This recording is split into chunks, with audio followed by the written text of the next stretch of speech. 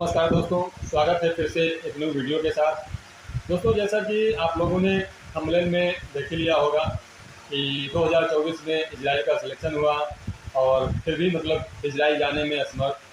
तो दोस्तों, आज इसी टॉपिक पे हम बात करेंगे कि क्या रीज़न रहा। 2024 में हम लोगों ने इंटरव्यू दिया और 2 साल होने को जा रहा है और फिर भी हम लोग इजराइल जाने में असमर्थ रहे। तो किसकी कमी रही? हम लोग जो इंटरव्यू दिए, हम सैनिकों की कमी रही, या फिर जो यूपी गवर्नमेंट है, यूपी सरकार है, उसकी कमी रही, या फिर एनएसडीसी जो संस्था है जो भेजने का काम करती है, उसकी कमी रही।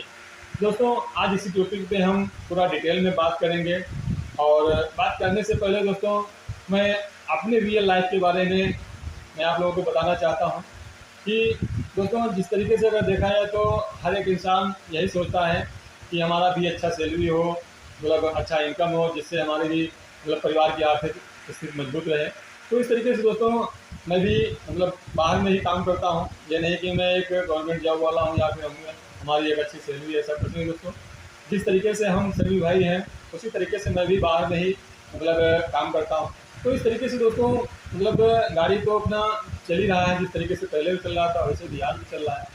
लेकिन एक विदेश जाने के नाम पर एक हमारा प्लानिंग नहीं था दोस्तों कि यहाँ मैं भी विदेश जाऊँ और वहाँ जाके इतना टाइम इन्वेस्ट करूँ और वहाँ से फिर पैसा कमाऊँ, सैलरी कमाऊँ। ठीक है, तो ऐसा कुछ जाने का प्लानिंग नहीं था। लेकिन क्या होता है कि एक दूसरे को देख करके मन में एक जिज्ञासा उठती है कि हाँ, क्यों ना हम भी प्लानिंग करें 2 साल या 5 साल के लिए, एक बार घूम के आते हैं। ठीक है, तो ऐसे भी हमारा भी प्लानिंग हुआ। और ये प्लानिंग दोस्तों कब हुआ?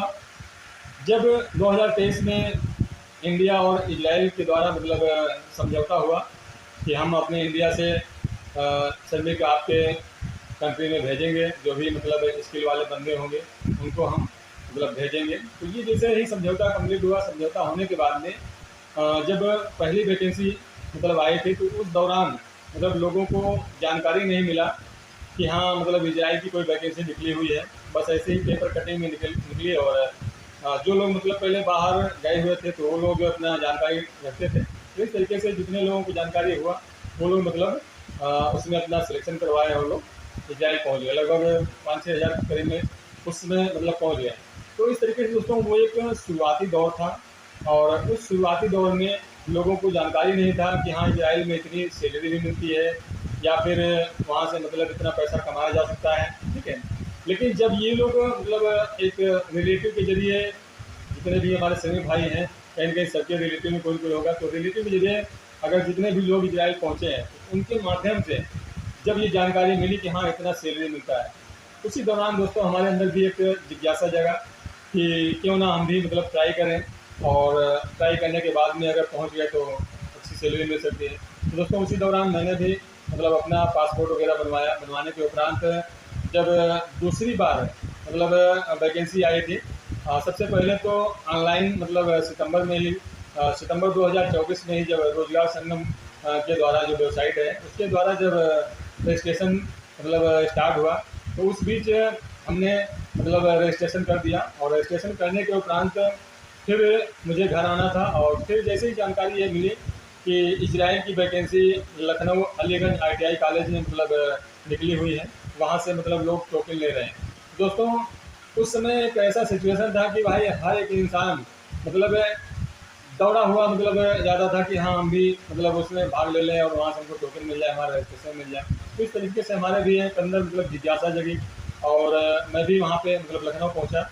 और उस समय के हालात आपको अगर बताऊं दोस्तों, तो जितने भी हमारे सभी भाई हैं, अगर जो लोग लखनऊ अगर पहुँचे होंगे, जो टोकन के चक्कर में लाइन लगाए होंगे, उन लोगों को जरूर पता होगा दोस्तों, 3 से 4 दिन रेगुलर बारिश हो रही थी और उसी भरी बारिश में पॉलीथीन कवर पन्नी ओढ़ कर लोग लाइन लगाकर खड़े रहते थे और टोकन के चक्कर में कि कहीं अगर लाइन से हटेंगे तो टोकन नहीं मिलेगा। ये सिचुएशन थी दोस्तों उस समय। तो मैं भी दोस्तों उसी लाइन में खड़ा हुआ था और 3 दिन लगातार, रात और दिन 3 दिन लगातार खड़े होना बैठना, इस तरीके से जाके तीसरे दिन दोस्तों हमें टोकन मिला। और टोकन मिलने के बाद में भी कोई सहारा नहीं था कि आगे काम होगा कि नहीं होगा, क्योंकि वहाँ पे कुछ ऐसे दलाल भी मतलब भिड़ गए थे कि यानी पैसे ले लेकर टोकन दिलवा रहे थे।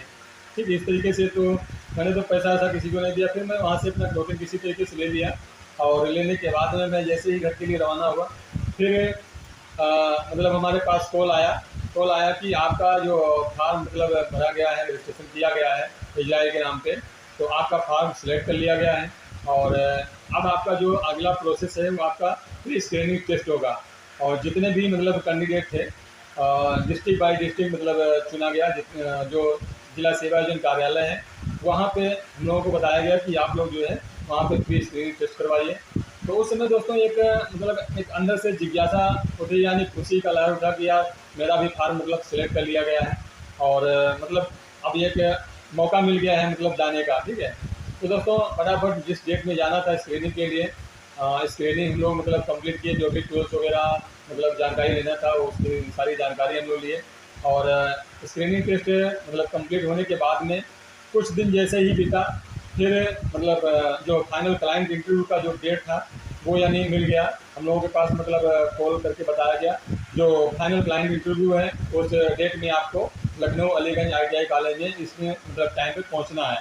और जो डेट हम लोगों को मिला था मतलब 26 नवंबर से 3 दिसंबर के बीच में जो क्लाइंट इंटरव्यू होना था, मतलब 26 नवंबर और 3 दिसंबर के बीच में होना था। तो मेरा जो डेट था दोस्तों वो फर्स्ट डे में ही मतलब आ गया था, मतलब 26 नवंबर को ही मेरा डेट था। तो सारे डॉक्यूमेंट्स लेकर के मैं उस डेट में मतलब पहुंचा और धीरे धीरे मतलब जो भी डॉक्यूमेंट्स का प्रोसेस था कंप्लीट करवाने के बाद में फिर लगभग लास्ट टाइम में मतलब लगभग 4 से 5 बज गया था ऐसे, तब हमारा मतलब इंटरव्यू हुआ। और जब दोस्तों इंटरव्यू हम देने गए वहाँ पे तो अंदर से घबराहट सी बनी हुई थी कि कहीं मतलब फेल ना हो जाए, क्योंकि पहली बार हम मतलब वहाँ पे इंटरव्यू दिए गए थे विदेश जॉब के नाम पे। इससे पहले हमने कभी इंटरव्यू नहीं दिया था। ठीक है, तो अंदर से घबराहट सी बनी हुई थी कि किस तरीके से लोग इंटरव्यू लेते हैं या फिर क्या रीजन पा जाएँ और मतलब असफल कर दें, इस चीज़ के बारे में नॉलेज नहीं था। लेकिन फिर भी एक हौसला अंदर से था कि नहीं, मैं भी मतलब क्वालिफाई करूँगा, मैं भी यानी काम करके दिखाऊँगा, मैं भी अपनी स्किल्स को अपने हुनर को मतलब आगे बढ़ाऊँगा, आगे दिखाऊँगा। ठीक है, इस तरीके से हमारे अंदर एक हौसला था, जज्बा था। ठीक है, मतलब विदेश जाने का। तो दोस्तों मैंने भी इंटरव्यू क्वालिफाई किया और ऊपर वाले की महिमा मतलब कुछ दिन बीते और मेरा मतलब सिलेक्शन हो गया, इंटरव्यू क्वालिफाई हो गया और सिलेक्शन मतलब फाइनल लिस्ट में जो 1383 की लिस्ट बनाई गई थी उसमें हमारा भी नाम मतलब आ गया। ठीक है, तो ये सुनकर हमारे अंदर एक खुशी हुई कि यानी लिस्ट में हमारा भी नाम आ गया, मेरा भी मतलब फाइनल सिलेक्शन लिस्ट में नाम आ गया। तो एक खुशी का माहौल था और ये सारी बातें मतलब धीरे धीरे क्या होता है ना, एक जब खुशी का माहौल होता है तो जितने भी यानी दोस्त यार होते हैं या फिर रिलेशन वाले होते हैं ना, सभी लोगों के पास मतलब ये चर्चाएं हो जाती हैं कि हाँ हमारा भी सिलेक्शन हो गया है, मैं भी अब जो जाने वाला हूँ। तो काफ़ी चर्चाएं होने लगी, हाँ कब जाओगे ये है। इस तरीके से धीरे धीरे भाई सिचुएशन चलता रहा और उसके बाद में जब फिर दोबारा से कॉल आया कि आपका जो है मेडिकल और PCC होना है। अपना मेडिकल और PCC कंप्लीट करवाने के बाद में मतलब करवा के अपना करौंदी बनारस जो करौंदी ऑफिस है वहाँ पे जो है अपना कागज़ जमा करवाइए। तो फटाफट हम लोगों ने क्या किया, जितने भी कैंडिडेट थे उन लोगों ने मतलब अपना मेडिकल और PCC करवाया। कंप्लीट करवाने के बाद में बनारस जो करौंदी ऑफिस है वहाँ पे हम लोगों ने जमा करवाया। ठीक है, जमा होने के बाद में फिर हम लोगों ने अपना वेट करना स्टार्ट कर दिया कि कब हम लोगों के पास कॉल आएगा, मतलब पैसे जमा करने के लिए कब हम लोगों का फ्लाइट होगा। इस तरीके से हम लोग यानी वेट करते रहे। हम लोगों के रिलेशन वाले भी मतलब बराबर वेट कर रहे कि कब आपका फ्लाइट होगा, कब आप जाओगे। इस तरीके से भाई काफ़ी चर्चाएं होती रही। लेकिन दोस्तों क्या बताएं, आज 2 साल हुआ धीरे धीरे नहीं बीता जा रहा है, सिर्फ वेट करने के सिवा कुछ नहीं मिला। ये दोस्तों हमारी एक रियल लाइफ मतलब जो जर्नी है विदेश जॉब के नाम पे, वो मैं हकीकत बता रहा हूँ। तो दोस्तों इस तरीके से मतलब आज भी अगर देखा जाए तो बराबर हम लोग NSDC अधिकारियों से बात करते हैं, बराबर लखनऊ जाना या फिर दिल्ली NSDC ऑफिस जाना, बराबर इधर उधर चक्कर लगाना। तो इस तरीके से दौड़ा धूपी यानी बराबर कर रहे हैं। लेकिन जो भी सिस्टम चल रहा है, चाहे NSDC संस्था कर रही हो, चाहे UP की सरकार कर रही हो, मतलब जो सिस्टम चल रहा है सिस्टम समझ से बाहर चल रहा है। क्योंकि अभी नए कैंडिडेट मतलब जितने 2026 में अभी नए कैंडिडेट मतलब सिलेक्शन किए गए, उन लोगों को मतलब बराबर यानी फ्लाइट किया जा रहा है और पुराने कैंडिडेट को मतलब एक लॉलीपॉप यानी दिखाया जा रहा है। तो दोस्तों ये किसकी महिमा है? ये यूपी सरकार की महिमा है कि इजराइल भेजने में असमर्थ हो रही है। हाँ, बातें तो यानी बहुत हो रहे हैं कि मैं विदेश में रोजगार देंगे, इधर उधर मतलब फोटोग्राफी वीडियोग्राफी ये सब होता है। लेकिन क्या है, 2 साल से कितने लोगों को आपने इजराइल भेजा है? 1383 कैंडिडेट हो गए, चाहे 2763 हो गए, कितने लोगों को आप लोगों ने इजराइल भेजा है? और नए लोगों को अभी इजराइल भेजना फटाफट स्टार्ट कर दिए। तो दोस्तों, हम तो यही कहना चाहते हैं, चाहे हमारी जो यूपी सरकार योगी जी हो, चाहे एनएसडीसी संस्था के जो सीईओ हो, मैं बराबर यही कहना चाहता हूँ आप लोगों से कि पुराने कैंडिडेट को पहले भेजने की प्रक्रिया को स्टार्ट करें, नए को बाद में भेजें। सबसे पहले जो 2 साल से लोग वेट कर रहे हैं, उन लोगों को फटाफट भेजने की प्रक्रिया स्टार्ट करें, तभी आपकी भलाई है। न कि इस तरीके से लॉलीपॉप देना, इस तरीके से पेंडिंग करना, इस तरीके से होल्डिंग करना, इससे कुछ भी निष्कर्ष निकलने वाला नहीं है। और बाकी दोस्तों, जितने भी हमारे कैंडिडेट हैं, तो इस स्टोरी से आप लोगों ने क्या समझा, मतलब क्या सीखा, तो आप लोग भी कमेंट करके ज़रूर बताइए। और आप लोग भी मतलब एक एनएसडीसी संस्था से या फिर यूपी गवर्नमेंट से गुहार लगाइए कि फटाफट हम लोगों का काम मतलब करवाया जाए। बाकी दोस्तों, अगर वीडियो अच्छी लगी हो, हमारी जो रियल 2 साल की जर्नी जो थी, अगर जानकारी अच्छी लगी हो तो प्लीज़ एक लाइक कीजिए, और चैनल को अगर समझ में आए तो सब्सक्राइब कर दीजिए, नहीं तो कोई बात नहीं है। बाकी दोस्तों, मिलते हैं अगली अपडेट के साथ, अगली वीडियो के साथ। तब तक के लिए दोस्तों, जय हिंद, वंदे मातरम।